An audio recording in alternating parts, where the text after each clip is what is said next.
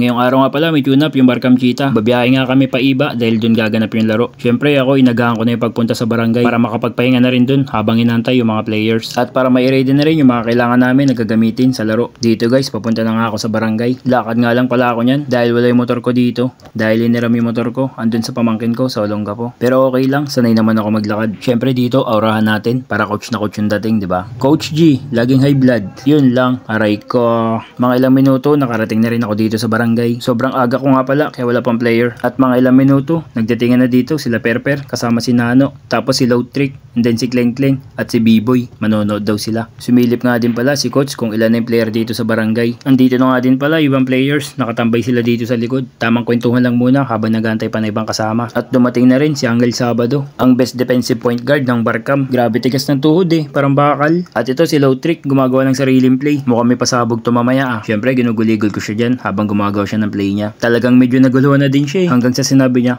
"Coach, relax ka lang dyan. Nalilito tuloy ako Pero kahit naman tumawag ka niyan, ititira mo lang din naman sa 3 point. Maya-maya lang, dumating na rin pala si Yasin. Galing pa ata siyang laro. Kaso talo daw sila. Pinagbigyan niya lang daw. Twice to beat naman daw sila para daw maganda laban. Joke lang. Dito, dumating din si Kuya Kaloy. Dahil nga gusto niya rin manood ng laban para makita niya kung anong performance ng Cheetah ngayon. Dahil nga rebuild yung team namin. Maya-maya, dumating na rin si Coach Kagawad. Dala niya yung Jordan niyang mabangis na korsonada ni Kleng Shook. Eto na si Kleng Kleng, bumanat na naman. Nagturo na ng play kay Perper. Eto naman si Perper, paniwalang paniwala. Di niya alam, inaaning lang siya nito ni Kleng Kleng. Pag ito si Kleng Kleng tumawa, ayun na yun. Alam mo dumating na rin pala si Kurt Sabado. Ito nga pala isa sa rookie ng Cheetah. Nagustuhan nga namin siya dahil grabe nga pala siya dumepensa. Kagaya din kasi siya ng pinsan niya na si Angel Sabado. Iba talaga pag Sabado. Dumating na nga rin pala si Cyrus De La Rosa, antyog moral ng Barcam Cheetah. Dumating na nga rin si Mr. MVP, itong si Osnob. Kakarating lang ng asar agad Syempre inuna na namin ni Kleng Shook dito sa harapan para mas maganda yung pwesto namin. Dito guys, paalis na nga kami. Medyo maganda yung panahon at hindi mainit. Ito nga pala yung first tune up namin dahil nakakancel yung ibang training. Dahil sa pabugso-bugso na ulan dahil nga sa panahon. At least ngayon meron na. Ang purpose nga pala ng tune up namin ay hindi lang para maglaro, kundi para masubukan din yung mga rookie namin. Dahil nga na-rebuild ulit yung team namin, kaya panibagong adjustment na naman na mangyayari. Small lineup nga pala ang Barcam Cheetah ngayon. Hindi kagaya last season, may mga tower kami. Pero mga nag-backout din dahil hindi daw kaya ng schedule nila. Iba kasi nag-aaral. Sa team Cheetah kasi, bawal yung tamad mag-practice. Syempre meron silang pride na ipinaglalaban. Hindi lang kasi basta liga ang tingin nila dito. Para sa kanila kasi, pangalan ng barangay ang dala-dala nila.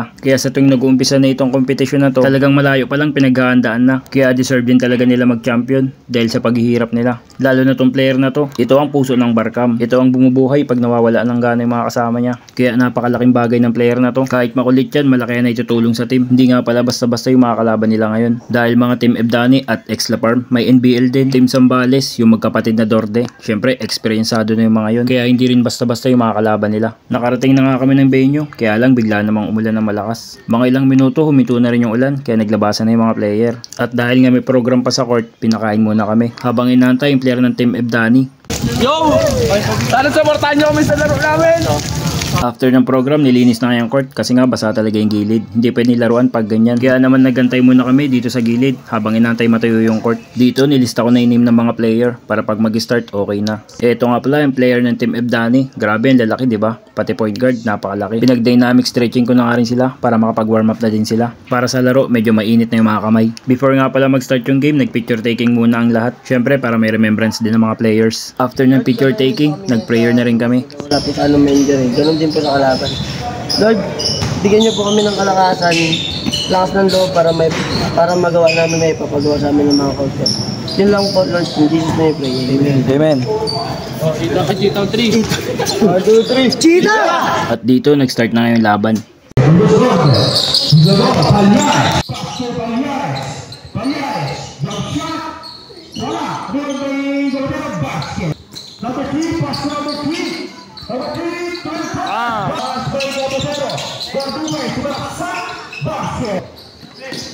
Next pass. No?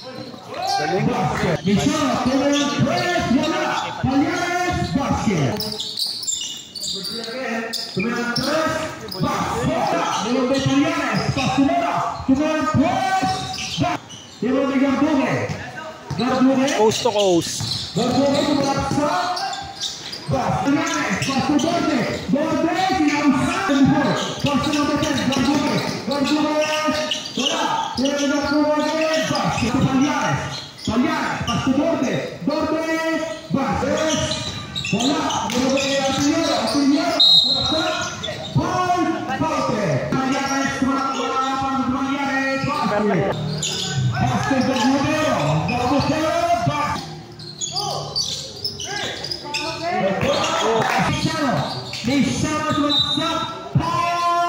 Kulang coach.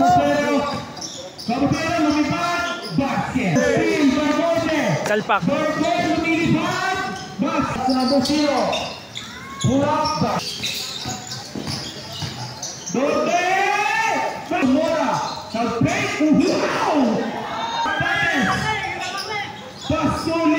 Grabe.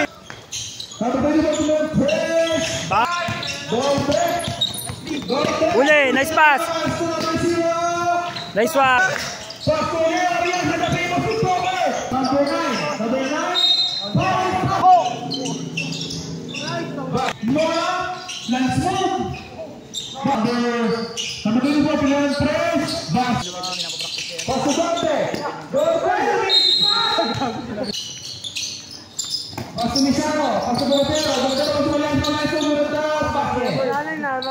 Si Uno lang dumidepensa oh.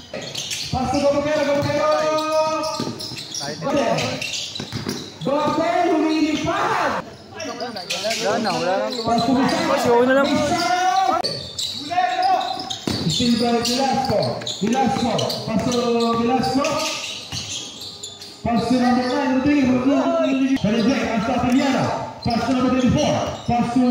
Nice pass, ganun oh.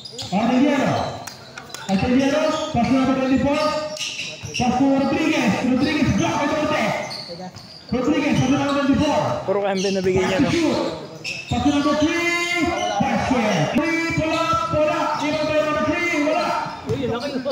Utak yan!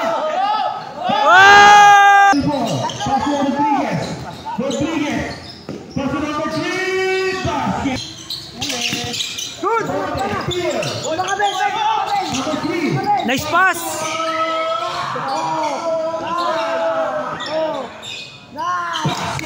Pag-sa-opensa natin sa labas na lang.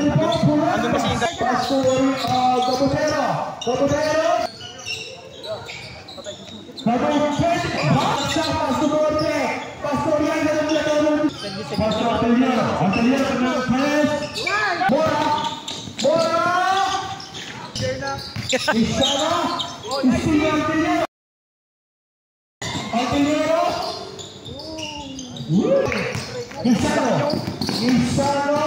dito malon si Jog.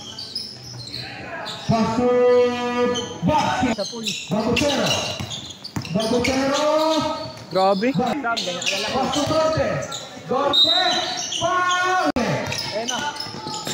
Traveling. Baka nag-gym na rin.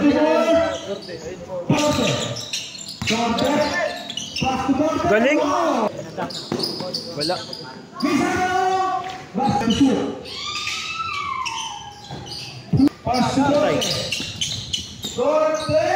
Tatlong dress lang yun, no? Palhares, passo Michano! Passo na basket, score! Wala kami, passo dote, Basket! Talo nga pala yung Barkam Cheetah at siyam lang yung lamang. Maganda naman ang pinakita ng bawat isa. After game, syempre kamayan. Normal na sa ating mga player to. After game, dapat nagkakamayan, di ba?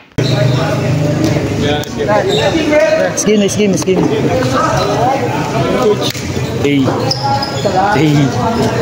After ng game, kumain na muna rin yung mga players. Dito nga pala kami dumiretso sa may tinatawag na Sisling Kawali sa San Marcelino. So yun guys, hanggang dito na lang. Thanks for watching.